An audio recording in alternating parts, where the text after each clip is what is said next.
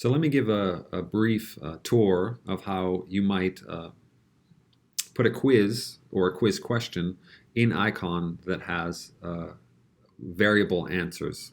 So a formula question. And people have asked, how can I get a quiz question where the numbers will change for each student? And Icon or Canvas has that functionality. So what I have here is I have a module that I've created. I just called it kinematics. This is just for an example. I'll publish this module, and I'll add a quiz to it. So I go here. I'm going to add a quiz. I don't have a quiz created, so I'm just going to click New Quiz, and I'll call that quiz Freefall. It will be under Assignments, and I will indent it one just so it looks a little nicer. So here I have it. So under the kinematics module, the first thing you're going to do is Freefall. So let me go into the quiz and edit it. And so what I'd like to do is I'd actually like to tie my lecture to this quiz. So what that means is the students will watch a short lecture of mine over Freefall, and then they'll immediately take a quiz to test their understanding. And then what I can do is later on I can enforce that the students actually work through this module, meaning take the quiz prior to moving on to the next module. So in order to do that, I've actually created I'll just take an example video that I've created from YouTube for a different class, and I'll just copy the URL, and I'm going to insert or embed media. And here I'm just going to paste the source, which is a YouTube channel, and I'll keep it the same proportions. And there it is. And so this is the little mini whiteboard lecture, me talking about freely falling objects. And then they can watch this lecture, and then they can immediately take a graded quiz. And so I'm not going to worry about, I'll put a time limit, let's say 30 minutes to take the quiz. I'll give them multiple attempts so they can try it twice, and I'll average those two scores. And then they're only going to see the correct answer after the last attempt. Okay, we'll worry about the date later. And so now let's go into the question. So this is where we actually want to create one of these questions. So I'm just going to click New Question. I'll just call it question. And instead of multiple choice, what I want to do is I want to go down here to Formula Question. And 1 point is too much. I'm going to make this a half a point. Okay, so now what I'm going to do is I'm going to go to an old exam of mine, and I'm just going to I'll pick this one here. So this is an old exam question from a few semesters ago, and I want to use that as homework. So here it's a multiple choice, but with numbers already put in, but I'm going to change that in a second. So if I drop a 30 kilogram rock from a height of 80 meters, how long will it take to hit the ground? So so what I'm going to do is I'm going to modify this a little bit. I'm going to say how long in seconds. Okay, I want to make it clear that the units I'm using it seconds. And then I'm going to put note, please put only the decimal answer with no units. Because the answer, if they might tend to put a number and then put S for seconds or something like that. I want to make it clear that it has to be a decimal, and there can't be any units attached to it. So in order to make this a formula question, I want to change, instead of 30 kilograms, I just want to have some variable m for mass, and instead of 80 meters, I'm going to put a variable h. Okay, so what you see is I've put these little square brackets around them, and they sort of explain this up here, so it's pretty self-explanatory. And these are the variables that I can use. And you can see that now these variables have shown up at the bottom.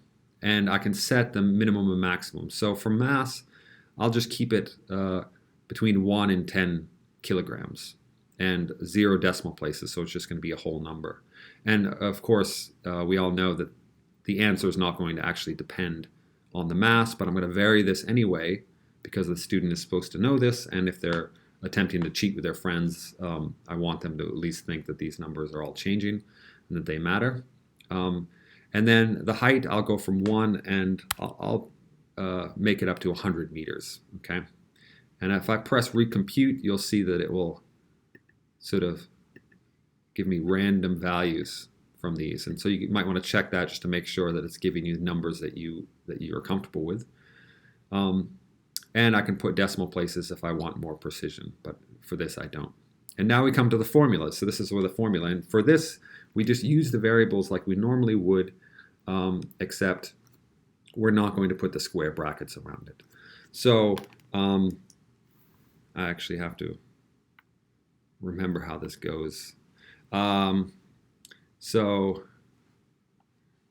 if I'm dropping something from a height h, from rest, then h is going to be 1/2 g t squared. Okay, so t is going to be the square root of 2h over g. Okay, sorry about that. All right, so what I'm going to do is just use the variables. So it's going to be 2 times h divided by, so in my class, we use 10 as a simplified g instead of 9.8. This is physics of everyday experience. And you don't have roots here, so we just have to use a power. So it would be to the 0.5 power for the square root. And the decimal places, I'll give the answer in 2 decimal places here. And I'll save this, okay?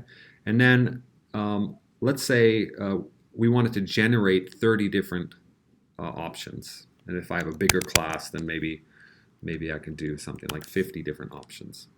And I'll give it 10%. It's going to accept an answer which is within 10% of that. And then I can click generate. Takes a second.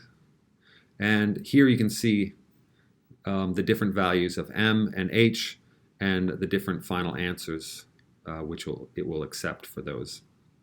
Okay, and again, you have to make sure you remind them that you don't want to put units. And so if you do this throughout the course, students get used to that fact. Maybe the first time they tried it, it didn't work, and then they figure out very quickly how to do these sorts of problems. Let me update this question, and here I have it. And let's go back to the details. And we're just going to go ahead and save this so we can preview it. Okay, so here's the quiz. So if I click preview this quiz, what the student will see is that they'll be able to click on... Now let's talk a little bit about gravity and acceleration. So E sub I, so whatever it's moving initially. So is meant to be the initial... Okay, so they can watch this video, which is not very long, and then they can answer this question. If I drop 8 kilograms, so 68. So what I'm going to do is I'm going to take 2 times 68 divided by 10, so it's 6.8, and then square root. So it should be 3.69.